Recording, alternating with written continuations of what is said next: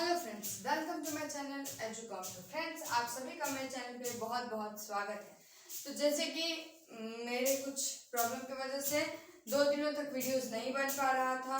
थोड़ा मैं अपने कामों में बिजी थी, इस वजह से 2 दिन वीडियोस नहीं आए आपके। लेकिन अब से कोई भी छुट्टी नहीं होगी, आपसे डेली क्लास जाएगा, डेली क्लासेस पोस्ट होंगे।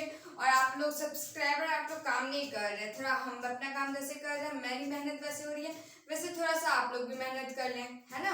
तो चलिए अब हम स्टार्ट करते हैं। जैसे कि हमारे अकाउंट का 2 चैप्टर कंप्लीट हो चुका था, आज हम स्टार्ट करने जा रहे हैं चैप्टर 3, जिसका नाम है issue of debenture. Issue of debenture chapter का नाम है। तो हमने अभी तक पढ़ा इशू ऑफ शेयर्स, और ये अब डिवेंचर क्या आ गया। शेयर तक तो आपको अच्छे समझ में आ गया होगा, तो आप सोच रहे होंगे डिवेंचर का क्या आ गया, है ना। तो उसके लिए मैं हूं ना, मैं ही हूं बताने के लिए, बताऊंगी मैं। देखिए, हम एक एग्जाम्पल की तरह पहले सुनते हैं, जैसे हम कहानी सुनते थे वैसे हम कहानी की तरह एक समझेंगे। देखिए, ये है एक कंपनी,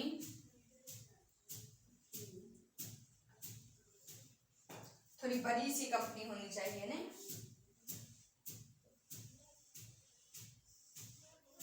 ये है कंपनी, ठीक है। अब हम बनाएंगे पब्लिक बहुत सारी।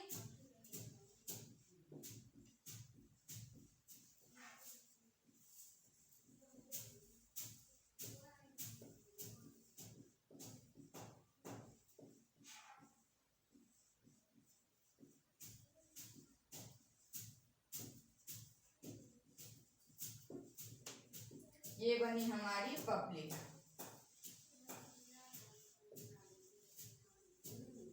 ठीक है। ये बन गई हमारी पब्लिक और ये बन गई हमारी कंपनी। तो यहाँ तक तो कोई प्रॉब्लम, यहाँ तक तो आपको समझ में आ गया हम कंपनी और पब्लिक के बीच में गेम खेल रहे हैं। तो अब देखो होगा क्या। हमने पहले शेयर्स क्या पढ़े थे, यहाँ से अमाउंट देती है, जिसके बदले कंपनीज इनको क्या देती हैं, शेयर देती है। यही पढ़ रहे थे। और शेयर देने वाले कहलाते क्या है, शेयर होल्डर्स कहलाते हैं,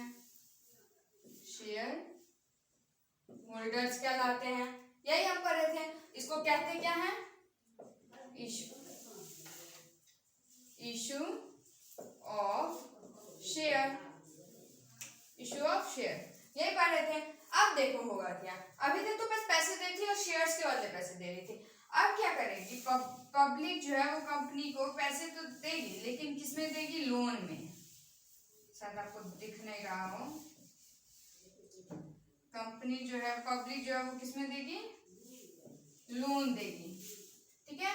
लोन देगी कंपनी को, पब्लिक कंपनी को लोन देगी। उस बदले कंपनी पब्लिक को देगी इंटरेस्ट।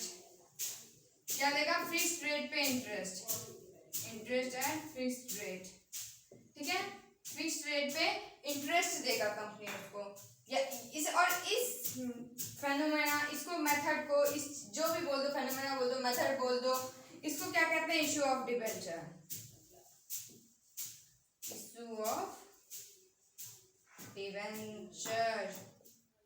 देखो सिंपल ये यहाँ पे ना आपको बोर्ड का जब आप एग्जाम देने जाएंगे तो आपको इसको डिफरेंशिएट करने के लिए कोई ना कोई क्वेश्चन आ जाएगा, 2 मार्क्स में, 5 मार्क्स में, और आता ही है, हर साल ये क्वेश्चन आता है। तो ये ना आपको 2-3 चीज तो आपको यहीं से याद कर लेना है। देखिए, इशू ऑफ शेयर में शेयर होल्डर्स अमाउंट देती है, रुपीज देती है ना, शेयर्स के बदले, ठीक है। लेकिन इशू ऑफ डिबेंचर में पब्लिक कंपनी को क्या देती है, लोन देती है, किसके बदले, फिक्स्ड रेट, फिक्स्ड इंटरेस्ट देती है कंपनी, उसके बदले क्या देती है, इंटरेस्ट देती है। शेयर जो लेते हैं, जो शेयर खरीदते हैं उनको क्या कहते हैं, शेयर होल्डर, और डिबेंचर जो खरीदते हैं उनको कहते हैं डिबेंचर होल्डर। क्या कहते हैं, डिबेंचर होल्डर। जो शेयर खरीदते हैं उनको शेयर होल्डर कहते हैं, और जो डिबेंचर खरीदते हैं उनको डिबेंचर होल्डर कहते हैं। अब इसके दोनों के बीच एक पेज होता था जिसपे बहुत सारे नोट्स लिखे रहते थे। ये कंपनी प्रोस्पेक्टस, इसे क्या मैंने बताया था, ये कंपनी भेजती है प्रोस्पेक्टस। क्यों भेजती है, क्योंकि पब्लिक जो है वो समझ सके कि इस कंपनी का शेयर निकल रहा है, तो वो पब्लिक उसको खरीद सके। और कंपनी क्या देती है, एक जो पेपर देती है जिसपे फिक्स्ड रेट ऑफ इंटरेस्ट लिखा रहता है, जिसका रहेगा उसका नाम लिखा रहेगा, ये सब जो है सब कुछ देते रहेगी। इसको हम कहेंगे सर्टिफिकेट ऑफ डिबेंचर, इसी को कहते हैं डिबेंचर, इसी को कहते हैं डिबेंचर। डिबेंचर या ट्रस्ट डीड जो भी कह लो, इसी को कहते हैं इशू ऑफ डिबेंचर। ये आप ना मतलब अच्छे से एकदम सुंदर से अपने कॉपी में बना लो, जिससे ना ये देखते ही आपको शेयर्स भी, इशू ऑफ शेयर और इशू ऑफ डिबेंचर दोनों याद हो जाने हैं। इसको याद करने का सबसे इजी मेथड है, सबसे इजी मेथड यही है, आराम से याद कर लो, सिंपल। उसके बाद यहाँ तक समझ में आ गया तो आगे हम बढ़ेंगे, उसके बाद हम मीनिंग्स करेंगे। तब तक आप इसका स्क्रीनशॉट वरना लिखना है तो लिख लीजिए आप।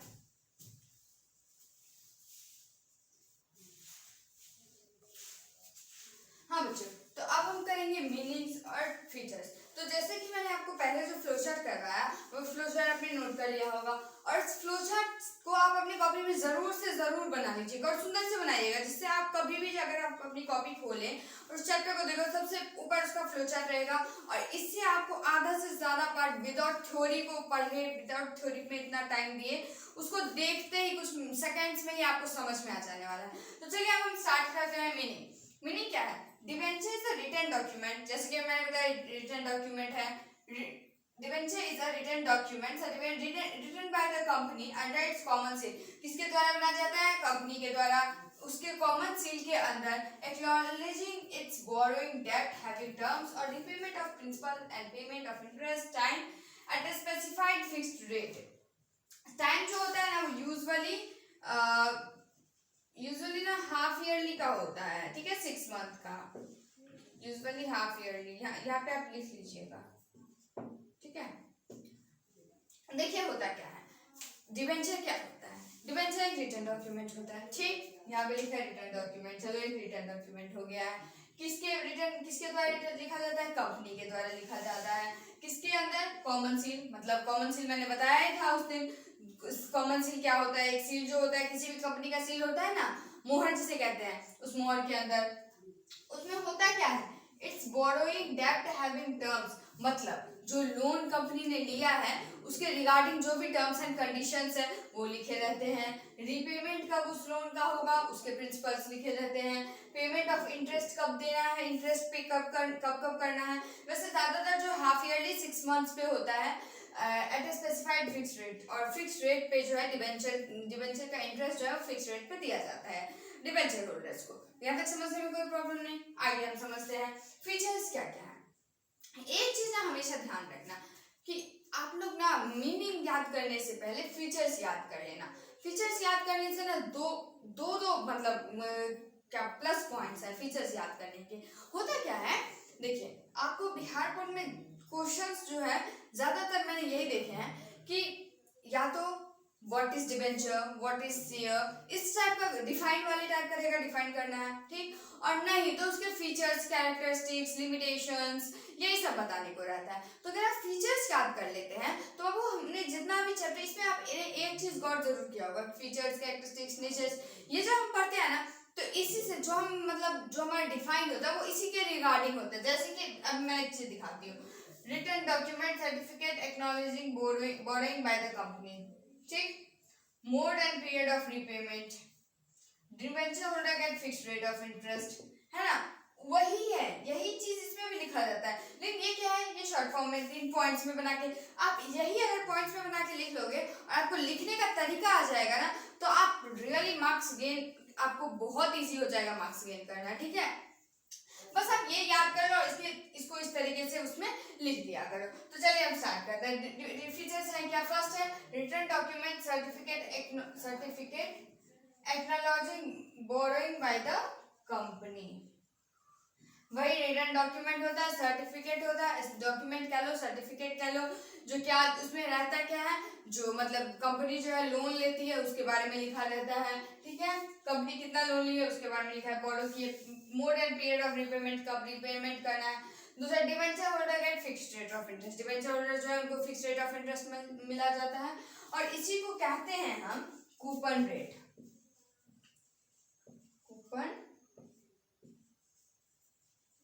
रेट, ठीक है, इसी को कहते हैं coupon rate. Debenture and it is known as coupon rate, जैसे भी आप लिख लो हो जाएगा। तो यहाँ तक आप लोग को समझ में आया? कोई दिक्कत, कोई परेशानी हो तो नीचे कमेंट बॉक्स कमेंट के लिए दिया जाता है ना। तो आप वीडियो पूरा देखिए और देन कमेंट करिए कि अगर कोई परेशानी है तो आप मुझे बोलिए।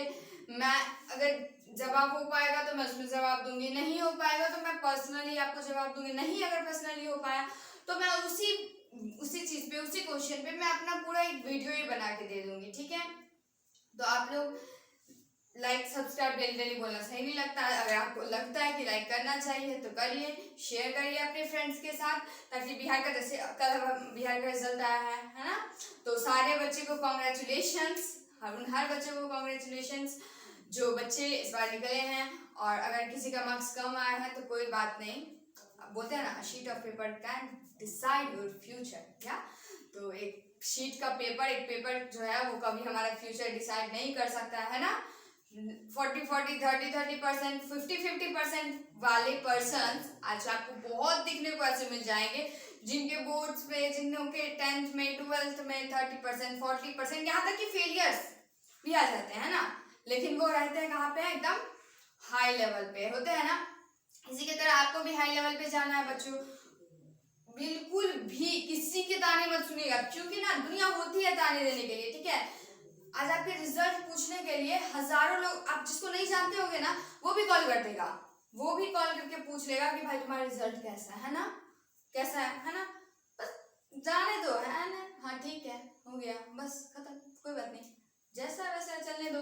अब आगे क्लास में आगे और मेहनत करेंगे, और मेहनत करेंगे, आगे ज्यादा मेहनत, अपनी मेहनत पे ज्यादा जोर देंगे। बस मेहनत लगा के पढ़ते रहो, क्योंकि आजकल बिना पढ़े ना कहीं कुछ नहीं है, ये आप भी जानते होंगे, है ना। चलिए बहुत हो गया, bye bye, have a nice day.